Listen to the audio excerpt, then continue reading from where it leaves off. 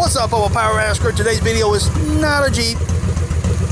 Brought to you by me, because I stayed on his butt for getting it done. He really did.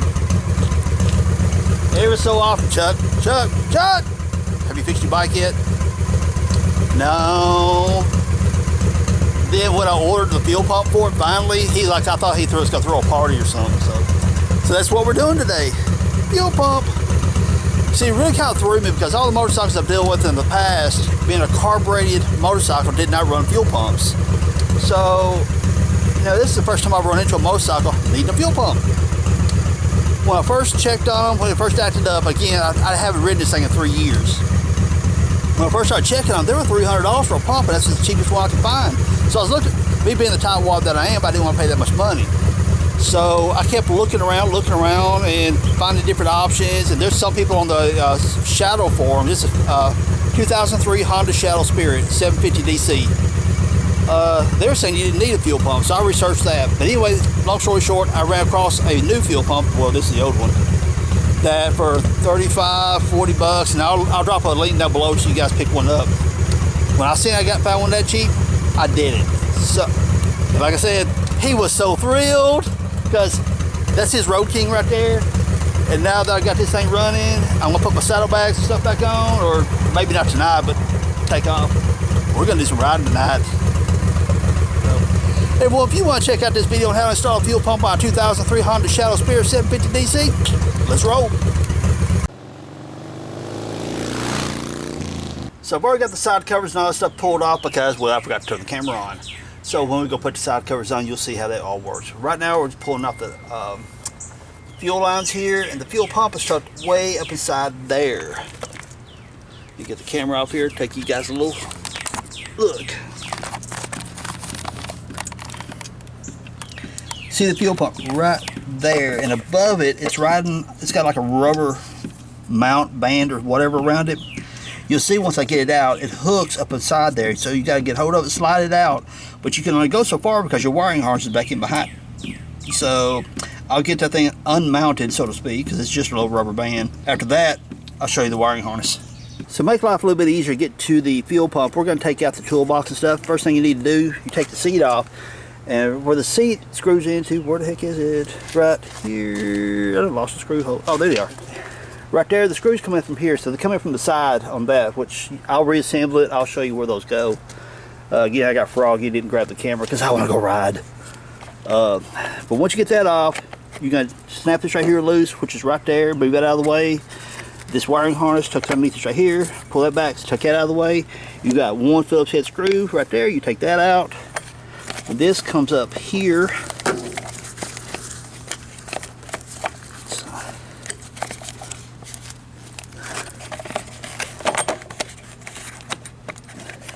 With two hands, it comes out a lot easier, so I'm going to do that, but you got the point. Or Wayne's got to take it out, that's it. There's a hook up, there it goes. Now we got that. Now we got the battery. Disconnect your negative side of your battery first, which is this side. Then disconnect your positive, pull the battery out. Then we'll be able to work with this tray to get it out of the way so it's easier to access to the pump. You got to watch that little nut down the bottom. I think it'll slide out of there and it'll go into the deep dark black hole and you'll never find it again. Take your screw, drop it back down inside there, and as long as it's finger tight, no big deal. It also gives you a way to reach down inside there to grab hold of something to pick the battery up out of the box. The weight at the bottom of your battery tray, 8mm, right there, take them two out. Now the bracket that stabilizes your battery tray is right here. You got 8mm here and an 8mm here, so I took those two out, which frees up this bracket. And we'll try to drop. I've never done this before, so I'm kind of winging it. I'm figuring it out as I go. So I think I need to drop this bracket down and back out this way, get it out of the way. I think I can take this whole thing out here. So Wayne just pushed it down. That side needs to drop down over there, get below the battery box somehow. I don't know how yet. So you got to come over here and look at this. So we got to figure this out real quick. I know some of you guys can be chiming in the comments, you know, if you did it this way, it'd be a lot easier. Well, I don't know what the heck I'm doing right now, so. Okay, this is falling below the fender. All right, camera's in my way at the moment, be back in a minute. So we discovered it's not completely necessary to remove the whole box because right there, see that tab at the end of my finger? on top of the pump here is that rubber boot or whatever. You've got a slot right here that slides over top of that tab. Right here on the bottom is another tab that the pump, right there's the top tab, goes through that slot. The bottom tab goes through that bottom slot right here. So now I've got to tracing the harness, and it's way over yonder by the coil. There's in my finger. So it's going up inside that plastic sleeve right there. So it's a plug-in harness, and I see the plug right there. So unplug this white one right here? Yeah, yep, that's it. I think there's a tab on one side of it. You guys squeeze that tab. Oh, get the camera here where you guys can see what's up. Let me push the pump back your way.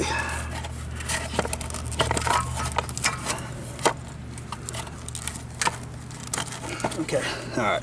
So let's go over and show you guys what happened over here on this side. People, you know you're getting old when you stand up and you feel things snapping and popping.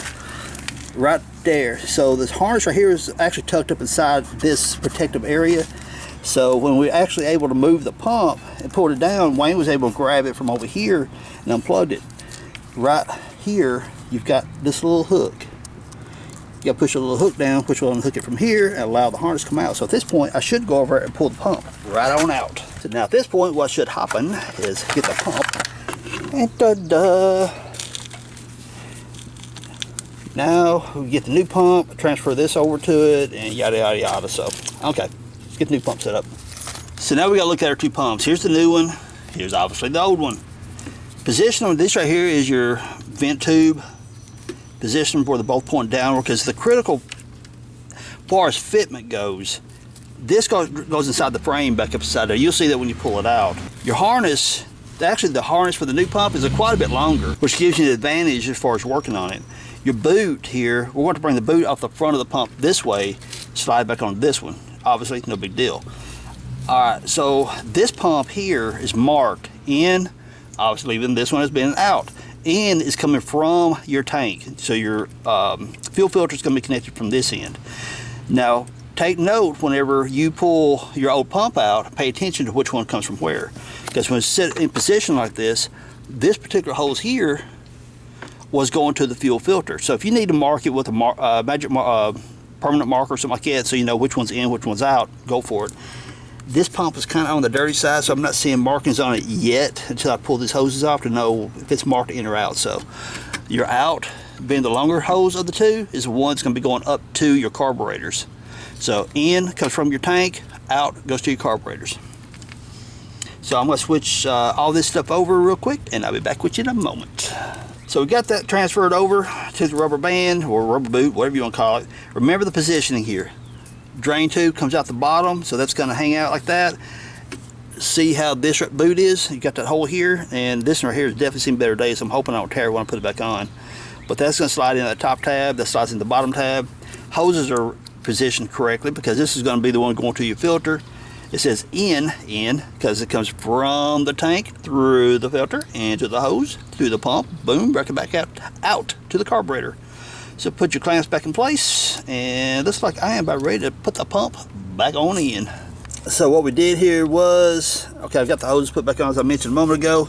That drain tube is way down here. It's like a vent tube for the pump, basically. You'll see that when you pull it out. I fed the harness through over there. He's got it over there plugging it back in, like you showed you guys earlier where it disconnected. Now, one thing I just ran into is that here's the filter that come with it. I'm like, yeah, so I'm gonna put me a new filter in, but guess what? It don't fit. So I bought this filter a while back. It looks dirty, but it's actually not too awfully old. Just been set for a while. I haven't ridden this bike in 3 years. I decided I'd fix it now because he stayed in my case. So, put the filter back in place, and right here, see this tab? This is where this hooks into. Hook it there, slide over this right here, and you're good to go. But now this, got a little post right there, drops inside there, realigns all that, and you put all your screws back together inside here. So I'm going to put the filter back in, and then we'll get this part, and hopefully we'll be good. And here's where the harness fed through the other side. You can see it's got a little groove right here, and on this side over here, it's got a couple of grooves. You got the little tab here, which goes in that hole right there, so you can't get it wrong. Just slide it in, it should go click, and you'll be good. right there, and that holds it in place. Stuff it back up in the hole. You stuff it back in the wiring harness. No, just in the hole. Put your finger. Oh, I got my finger way up in there. So also, I didn't mention earlier, here's your petcock, reserve, off, on. I've got it on off, but as you see, it drips a little bit, so make sure you got to catch the thing down here. Or you can plug it off or something, whatever makes you feel froggy. But just giving you guys a little heads up, it's going to keep dripping most of the time. So put the filter on and put her together. Listen to her, well, I would say purr, but she's got a little bit of a chop to it. It took it a minute to get primed up because the fuel system was, well, bone dry, honestly. Like I said, the fuel pump acted up one day. I was coming home from Nashville. It was acting up, and I was one of my moods, and whenever I parked it, I literally parked it because I got Jeeps to play with, and I love my Jeeps. So it's set for about 3 years. Now gas is $5 plus a gallon. That was a lot of motivation to get the thing back and going. So she's a little cold collared right now. It's gonna take a minute for it to warm up. Come on, we let you guys listen to the pipes. Now those are stock Honda Shadow pipes, but I've got the baffles cut out of them. It's not crazy loud. It's just got a good chop to it. The girls I've had on backup before, they enjoy these pipes right here because it's got a good sound to it, but it's not deafening or anything. But I do have another set of pipes that I'm thinking about putting on it. So here's that. Put my saddlebags back on. Need to do that. Then get my side covers, clean them up, put them back on. Let's see if she's warmed up enough to crack the throttle.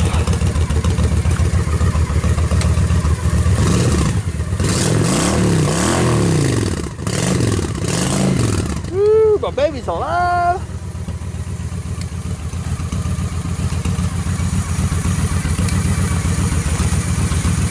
Much better.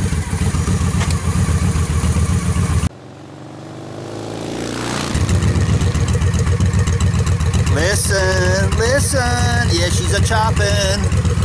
So everyone, if you enjoyed this video, hit me with a thumbs up, subscribe if you haven't, leave us cool comments down below. So what, it's not a Jeep, but it's a motorcycle, and they're a lot of fun. If you guys enjoyed it, thumbs up, peace, later y'all.